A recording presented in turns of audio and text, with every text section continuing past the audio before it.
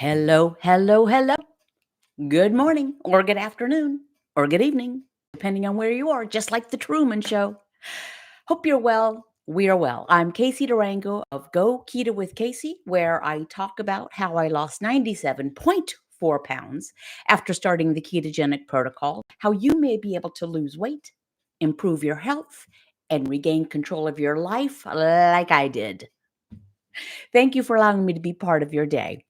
And if someone can let me know, oh, good morning, good morning, good morning. Hello, thank you. I assume people can see and hear me if they are chiming in. So hello, Linda Bridges and G27312 and Betty Lookable. I'm not wearing my glasses. I hope I read that correctly. Very quickly, I am Casey Durango, and I started the ketogenic protocol over 10 and a half years ago. Here is how I learned it, and as I have practiced it all this time. Keep your carbohydrate intake to 20 grams or fewer a day. Total carbs, not net carbs. Net carbs just means more carbs. If it's not on page 4, link below, don't eat it, but you don't even need a food list. It's fatty sources of protein, limited amounts of non-starchy vegetables, limited amounts of full-fat dairy if you wish. Don't eat if you're not hungry. Stop eating when you've had enough. And then I've added be patient and persevere. That's it. So it's quite simple.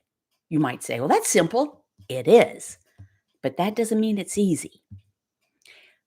We encounter challenges. Those of us who have had weight or self-esteem issues, health issues, all of the above, and we've had them for some time, and many of us have had since childhood, since adolescence, since after the birth of children, since trauma in life that happens and sadly that befalls all of us in one way or another. So it doesn't matter whether the challenge has been around for 30 years, as it was with me. I was morbidly obese or overweight, obese, morbidly obese from the time I was in my mid-30s until my mid-50s, 30 years. Some people, it started 2 years ago. Doesn't matter. It's not a competition. But we can make changes. Now, what are the challenges? There's many levels, lots of levels. There is the challenge of silencing our inner monologue. Sometimes it's a dialogue, depending on how many people you got in there with you. But it's a monologue of this never works. I can never lose weight. I've never been able to lose weight. I never stick with anything. I do great for 5 days, and then Saturday comes and I blow it. That's the first barrier to us getting where we want to be. We need to not anticipate failure. And it's not, another thing, it's not failure, right? We're not a failure if we struggle with our weight, or we struggle with our blood pressure, or we struggle with whatever. Those aren't failures. It's not a character flaw. Overweight is not a personality defect. It's a state of physiology.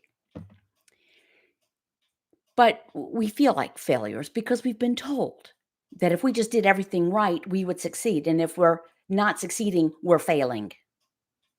Ergo, we are failures.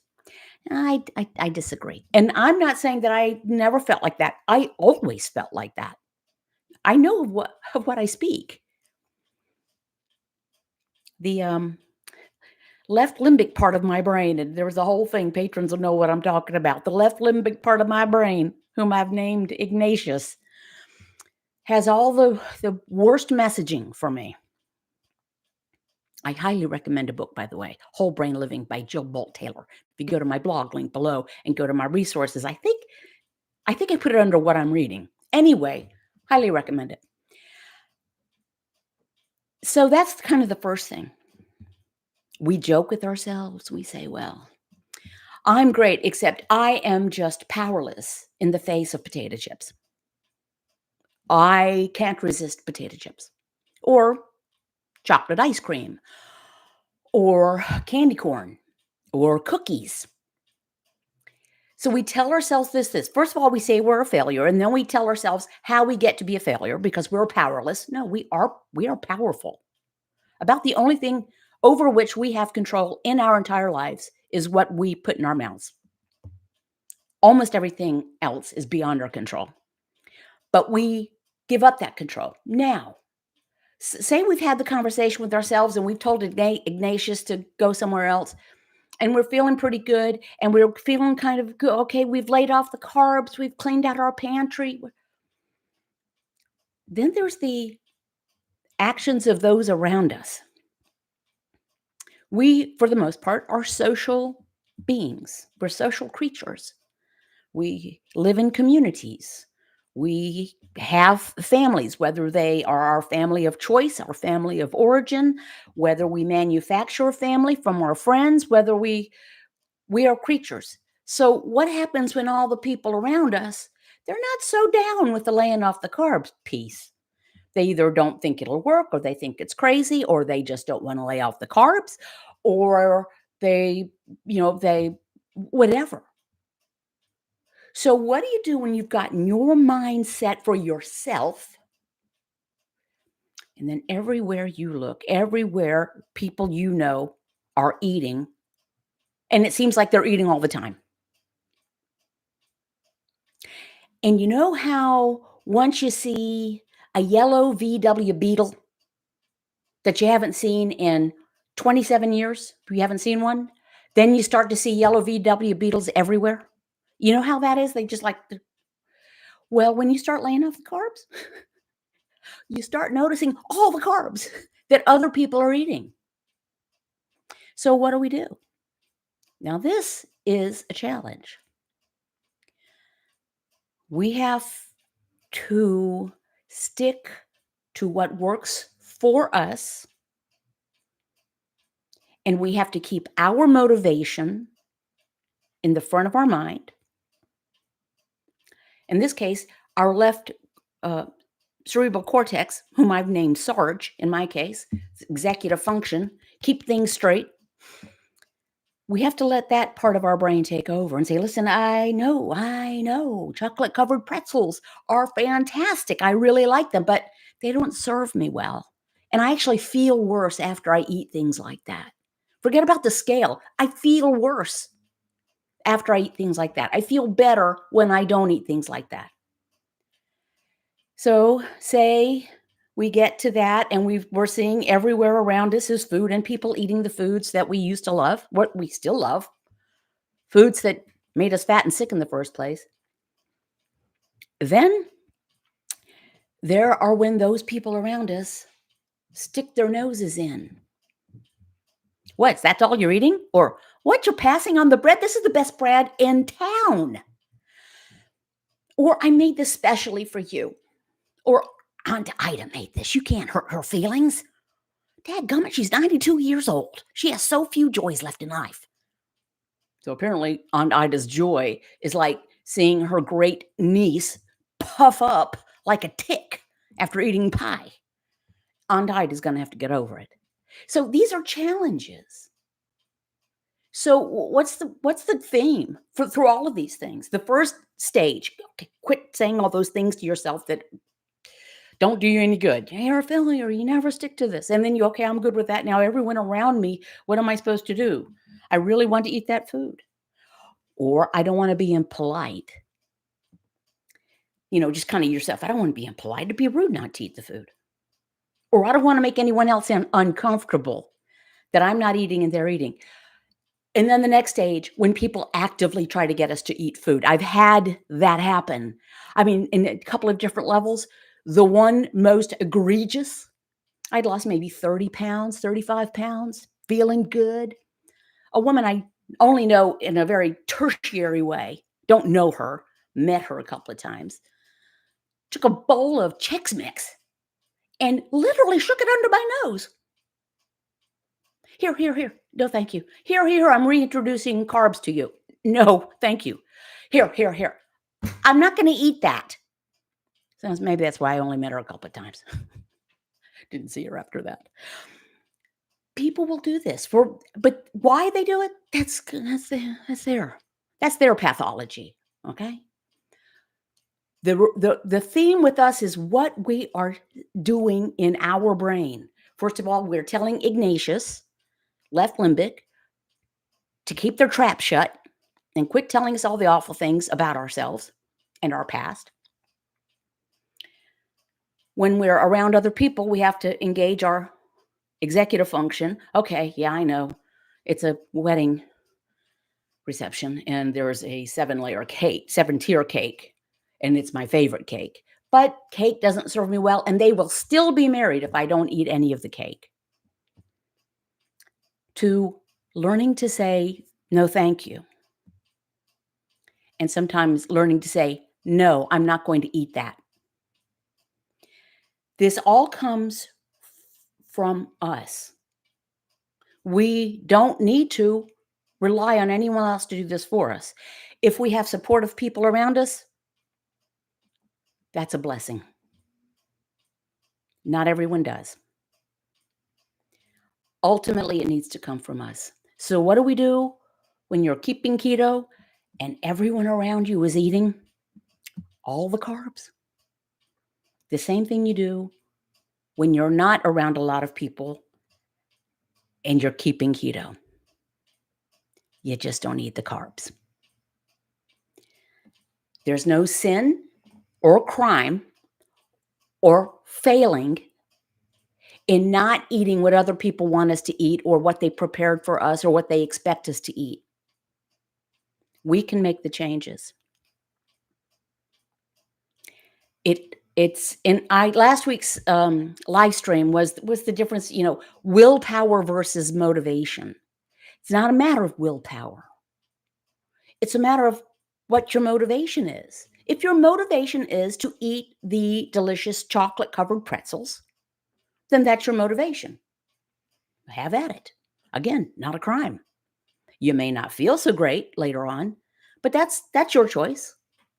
If your motivation is to come off some medications, avoid taking insulin for type 2 diabetes, feel better, maybe lose some weight, maybe fit in smaller clothes, maybe not need an afternoon nap, then follow that motivation. If your motivation is to make sure that nobody's feelings are ever hurt in regards to food, follow that. Again, not a crime. Just be at peace with the consequences of being, is the person whose feelings you're not hurt or you're not hurting or that really wanted you to eat the cake, are they going to take the insulin for you? Are they? I don't think that's the way it works. I don't think they can take your insulin for you. Best that you just not eat the cake. So what do you do when everyone around you is eating? Same thing you do when you're not around everyone. Get your head straight. Figure out what your motivation is. Be prepared emotionally. If you know you're going to a function, a family barbecue, a wedding, if it's Halloween is coming, they're already putting Halloween things in the store. Get prepared. Tell yourself in advance. As the saying goes, we don't drown because we can't swim. We drown because we panic. Don't panic. Be prepared. And sometimes the best you can do is tread water. So it comes from us and we can do it. We've done harder things. All of us have done harder things in our lives than passing on chocolate covered pretzels. Now I'm wearing, in honor of this, I'm stronger than a cookie. Whoop, see, I'm in reverse. I'm stronger than a cookie. You don't have to buy anything to be 100% successful at this protocol. Not one thing. I will sell you t-shirts and mugs and caps and teddy bears and aprons and my green journal all day long. But you don't have to buy a kit. There is no keto food. If it says keto on the label, it's not. If it's touting its net carbs on the front, then it's almost certainly high in total carbs. I'm being trolled by a pasta company. They keep wanting me to be their affiliate. They're not picking up what I'm putting down. Oh, it's only 7 net carbs. Preserving. Really? And you can't see but the stuff they send me, you can't see what the total carbs are on the back. But if it's 7 net carbs, it's a lot.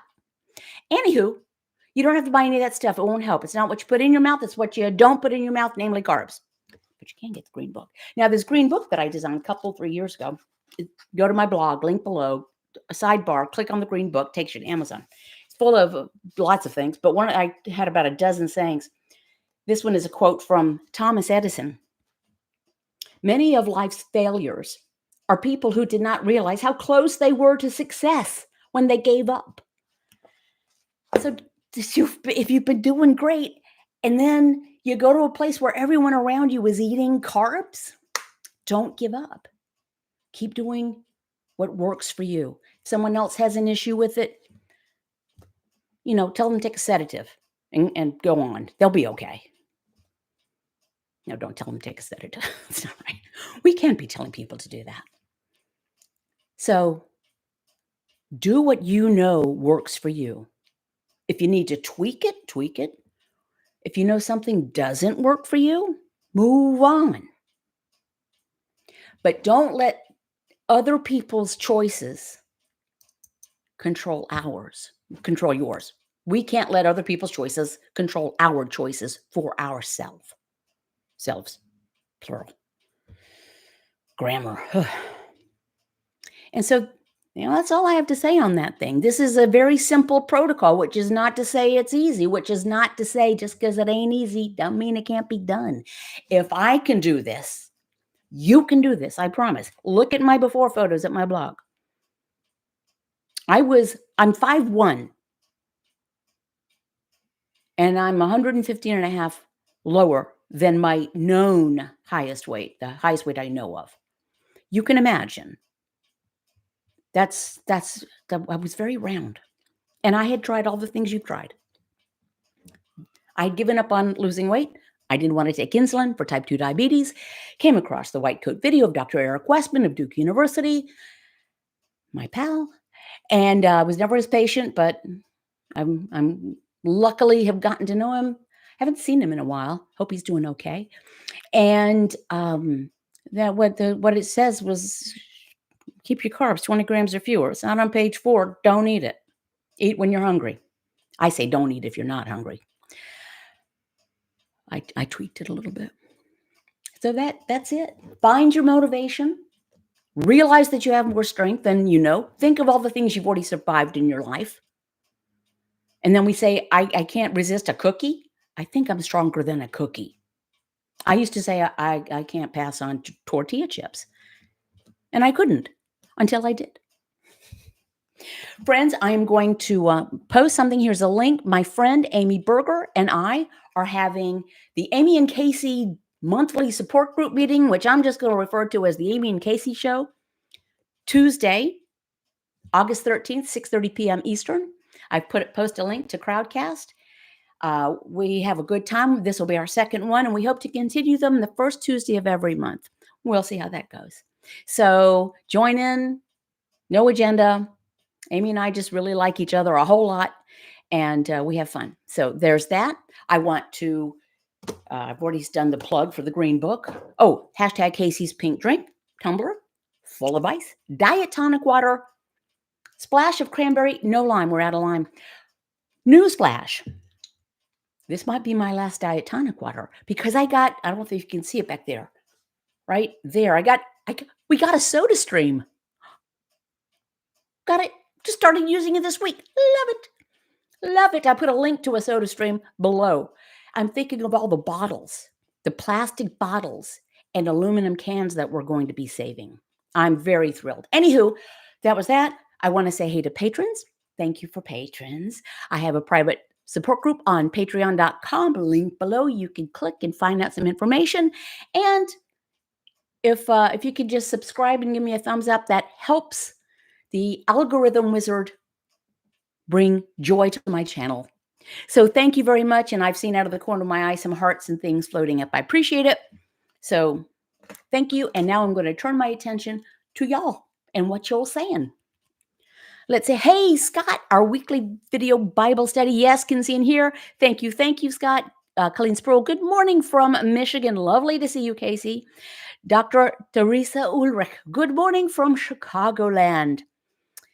Dr. TU. Judy Tucker, good morning from, I know Judy's from Hopkinton, Iowa. Judy has lost over 150 pounds. I think it might be over 155 pounds now.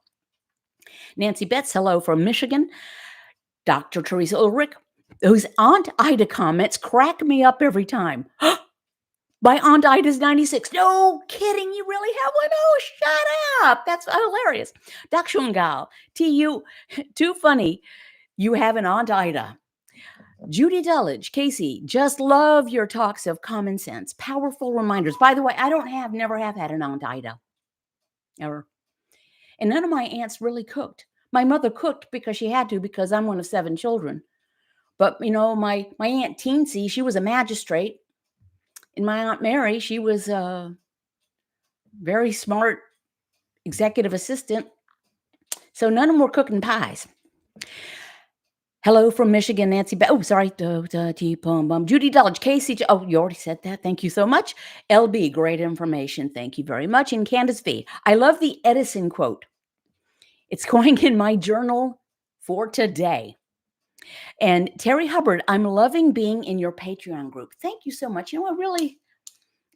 Some of you might be familiar with it. Every weekday morning, and I mean every weekday morning, we've had power outages. I've still done it. When I was in Colombia, I did it every weekday morning. Every weekday morning, I do what are called video snippets, morning snippets. And a lot of the topics are suggested by patrons. I have a spreadsheet that people have access to. They can just type in their suggestion, which is helpful because I've done like 1,720 of these videos.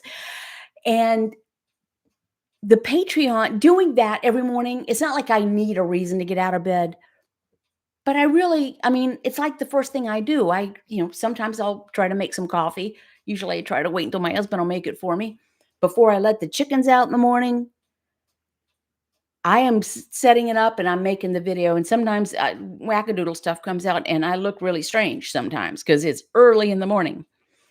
But the group gives me as much emotional support as I hope the group gets from each other.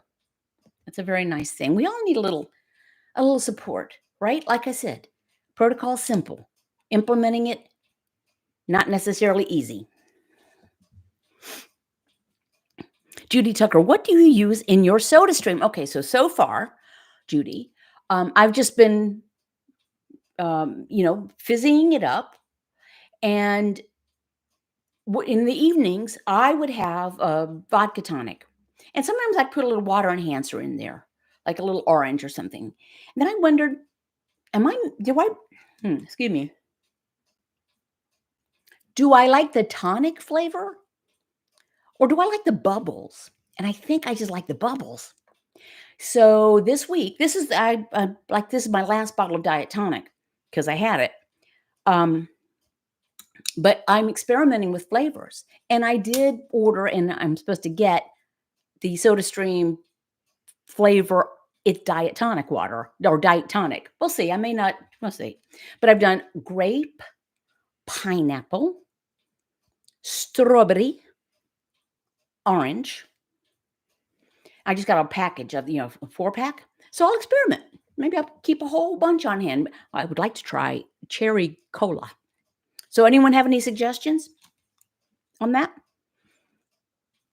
Dr. Teresa Ulrich. Yes, Dachshund girl. I say Dachshund girl. Fräulein Dachshund. That side of my family is Italian, loves to cook, and yes, they think you have to eat. They made it specially for you. See, it's a challenge. One has to be quite diplomatic. Allison Bailey did keto for a year with great success. Took a break, restarted, and now what I did before isn't resulting in weight loss. Any suggestions? Keep it up. And Allison shares, I'm following page 4. Well, you don't say how long ago it was that you did it for a year and then took a break and how long the break was. But by definition, you're older than when you started before. And sometimes we forget, sometimes we forget how really adherent we were. And don't forget that just because it's on page 4 and you're eating it and nothing else, if you're consuming more fuel than you require, okay, that can be an explanation. I have been progressively through the years eating less and less and less and less, not to deprive myself. I simply require less. And I am now finding that if I consume even like incrementally more than I require, I don't feel so great. I'm much older than I was. I'm at a different stage of life. My body composition continues to change. Dr. Teresa Ulrich is an excellent motivator for me to get and stay on the total gym. By the way, those of you from the group, from Patreon, I did my full back day yesterday on the total gym. I update the patrons every morning with the scale fluctuation, how many eggs we got, and what day it is on the total gym because I have a regimen. So I feel like I'm accountable. That's one of the ways I get support. I feel like I'm accountable to the group.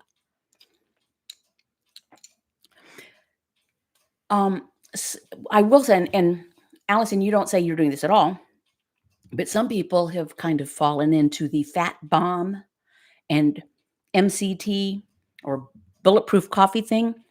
If you are burning fat for fuel, which is where the whole word ketogenic comes from, it's being in a state of ketosis, which means you're burning ketone bodies, which means you're burning fat for fuel.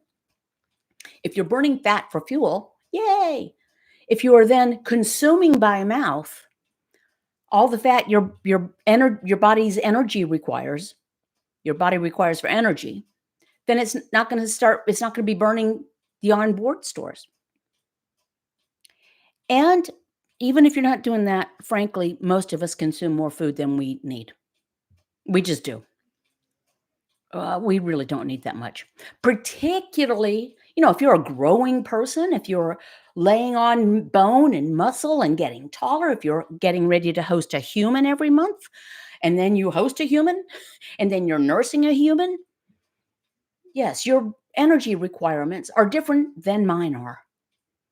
Not getting taller, not getting ready to host a human. I already hosted all those humans. So my energy requirements are different.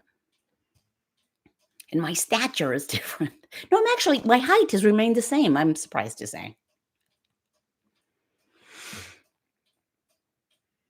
Okay, okay, Dr. Teresa Ulrich. Allison, are you eating only when you're hungry and stop when you are satisfied?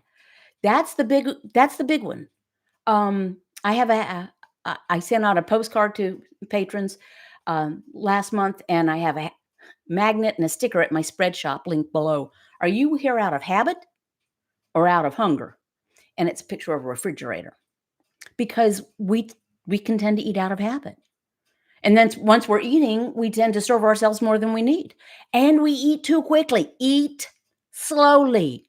Many reasons for this. One, eating is one of the least appealing things humans can do in front of one another. It is not a good look. But eating, shovel, shovel, shovel, you put another forkful in your mouth before the first forkful is even past your molars. Slow up.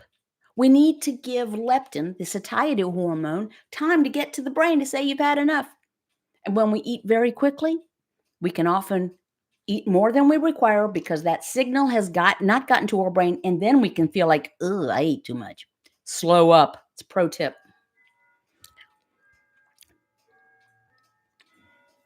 Okay, Candace V writes, I'm having to redo how energy I need at how much energy I need at 68. It's hard to hear others in the ketoverse that you have to eat more to lose weight. It doesn't make sense. Well, I think I tried to eat more to lose weight. I wasn't trying to eat more to lose weight. I just ate more. It's illogical. Allison Bailey, I can do better with that.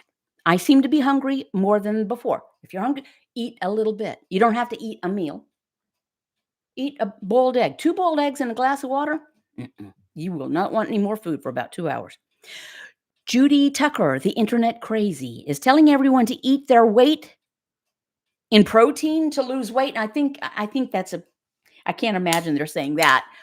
The formula is, and I don't know how much protein I eat, and even the recommendations from, say, Stephen Finney, the variation, it's like a range. Eat between this and this. The range is like a 50% variation. It's like 1.5 ounces to 2.25 ounces per kilogram of reference weight. Or it might be 1.5 grams. I'll have to look it up. You can see it. But it's a 1.5 to 2.25 range per kilograms of reference weight. Reference weight meaning what you should weigh with your bones and your skin and all your organs. But I don't know, just don't eat eat fatty sources of protein. It'll fill you up, and then stop eating when you're not hungry anymore, when you've had enough. Candace V. Judy, I agree. Even when they say to eat the amount of protein for ideal weight, I can't get anywhere near that. Yeah, I'll get questions. I don't know what to do. I can't get in my protein. There is no get in your protein. Eat fatty sources of protein. Eat the protein that's in an egg or 2 eggs or a pork chop with a band of fat on it or some ground beef. Don't worry about it. I, to this day, do not know how much protein I consume. And I'm okay. I'm okay. Heidi Crane, how long have you been doing keto? Heidi, you must not have listened to my 4,000 other videos. It's over 10 and a half years. I started January 8th, 2014. And a lot of people can say the day they started because it is it's an important day. Allison Bailey, Casey, did you ever actively fast? When I was first doing this, my husband traveled to Colombia, South America. It's where he's from. And he was gone for about 3 weeks or 4 weeks or something. And I said, I was learning. I was still working in my other career, my previous career. So I want to try this. And so, yeah, I did. I tried it, and I think I went 2 days. And it was okay. But I can't see a real upside to it because as soon as I started, what did I lose? 3 pounds. And then as soon as I ate, and I didn't go back eating a bunch, I just kind of went back to eating. Weight came right back on. But why would I arbitrarily not eat if I'm genuinely hungry? Fasting for religious, spiritual, political, or cultural reasons. And even then, let's face it, a lot of that isn't actual fasting. You just don't eat between sunup and sunset. Some of it is, you go from dinner on this day to dinner the next day without eating. And by the way, intermittent, the F word, skipping breakfast, time restricted eating, I've never done that. It's not my way because that puts the focus on, oh my gosh, I have to wait until 2:00 before I can eat because that's my feeding window. And I'm really hungry right now. So now all I'm going to do is think about food until 2 or 1 or whenever it is. No, so not my way. It's not part of the protocol, not required. And for me, not effective. All righty. Thank you very much, guys. Sign up for the Amy and Casey show for Tuesday. And then hopefully starting in September, it'll be the first Tuesday of every month. Keep your carbs 20 grams or fewer, total not net. If it's not on page 4, link below. Don't eat it. Don't eat if you're not hungry. Stop eating when you've had enough. Be patient and persevere. And check out my shop. It tickles me when people buy a mug. So thank you very much. I very much appreciate it. Namaste. Ciao.